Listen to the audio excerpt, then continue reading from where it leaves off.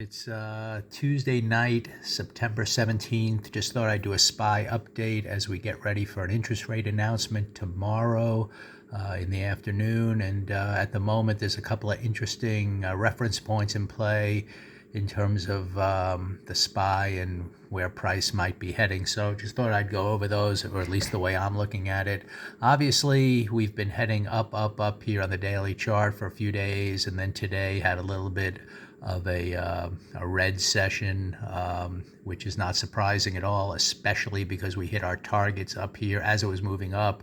You can see these two targets in play the whole time, and that's why even though this week is going to be tricky and there'll be some volatility tomorrow after the announcement, I'm still biased to the upside coming into the week. And yesterday, as I recall, I traded the SPY calls a couple of times, but knew that there wasn't much momentum.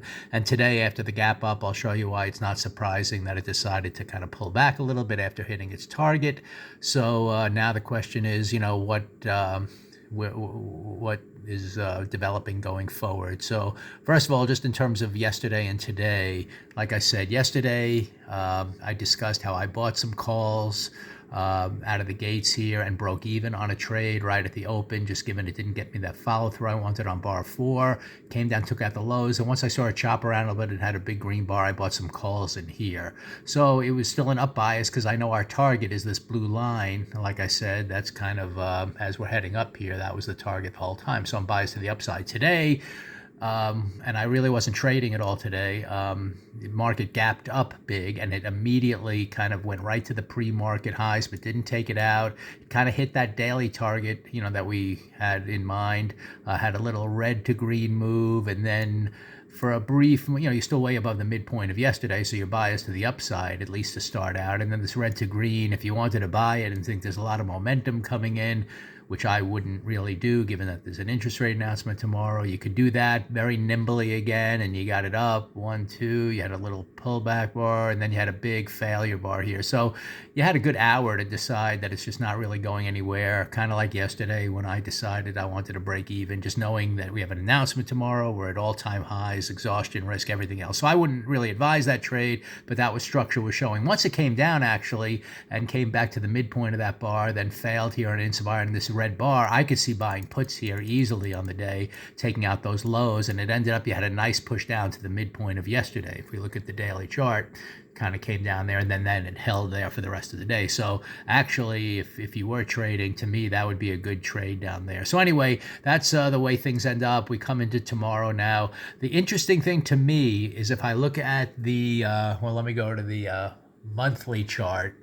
You can see, I'm going to move this line now. The open is right here. So we want to see if we stay green tomorrow and continue up higher. We had a hammer bar from last month, and we have a little bit of a hammer bar, momentum kind of bar developing for the rest of this month at the moment, but we're very close to turning that red.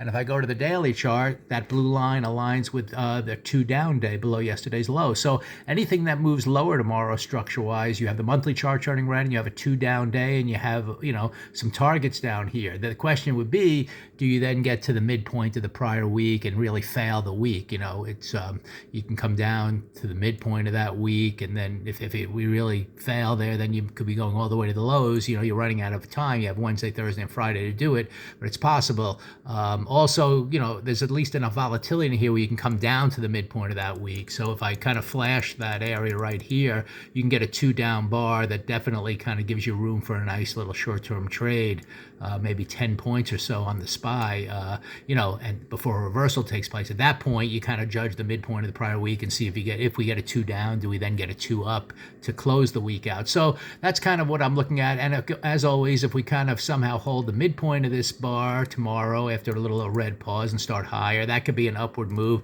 I don't think you're going to get that action early in the day with the Fed announcement coming, so I'm not that excited to go long, and, going short out of the gates tomorrow just before the announcement might be a possibility. I would obviously not be in the market when the announcement's made. I think you'll have a lot of volatility as always on those announcements. You get fake moves to start. So just kind of watch the way it shakes out, and then you'll determine whether you're below this low and have a little bit of reversal after taking out all-time highs, or whether the market decides to hold in here and really have a strong move up relative to whatever intraday structure is in place. So as always, I'm going to have to see how the intraday structure forms forms in the morning, and then what happens with the announcement. Give it a little time after that, and then you'll probably determine what's developing going forward. Overall, in the big picture, if you go to look at the quarterly chart here, you have kind of an interesting hammer bar up, and then we're coming to the end of September with another bar. The only way this would fail is if we come down and turn the quarterly chart red, and then kind of have a nice red bar somewhere down here, like a hammer bar followed by a shooter bar. Let me put that here.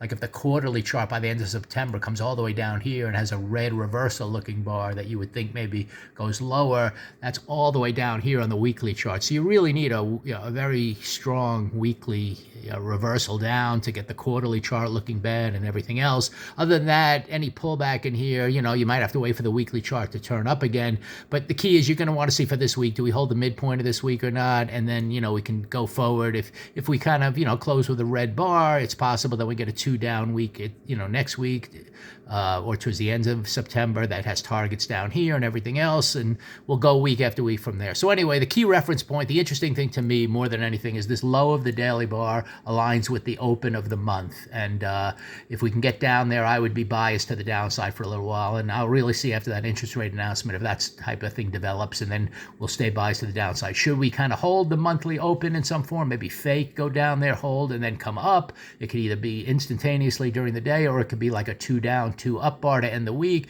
Then I'll be biased to the upside and say that there's overall uptrend in place, just paused at the high as expected, and now we have a time to run a lot higher. And if interest rates going to be lowered, I think maybe the market fakes you to the downside for whether it's intraday or a day or two, and eventually really wants to move a lot higher. But we'll be able to determine that from that open of the month again. That's kind of going to be our key reference. So I'll go back there the final time. You really want to keep an eye on if price is kind of staying below the open or going above the open to continue higher. So that's my analysis on the SPY for tomorrow. We'll see what the interest rate announcement, I think it's going to be just a quarter cut. That's kind of the expectation. So the market, I think, knows what's happening here. Therefore, if it wants to head higher, it might try to go lower first to fake everyone out. And if it's going to be one of those things where we make all-time highs and we're ready for a deeper pullback, then we'll be below this, the daily low for the next few days. And maybe, we'll see what happens on this weekly chart, how it ends up the week. And we'll see if we, end up with a red bar or something that goes below the midpoint of the prior week. So that's my analysis on the SPY. We'll see what happens tomorrow. And, again, can't predict it, but we can watch price action and have a pretty good idea of what's unfolding.